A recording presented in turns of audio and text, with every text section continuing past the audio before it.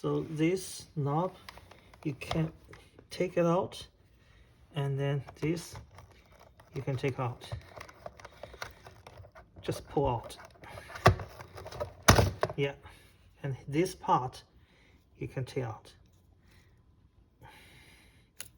So you can see sometimes the hairs clog here, so you take the hair out and make sure there's no hair here. You should take out. So need two cleaning at this end and this end, both sides. Thank you. Bye bye.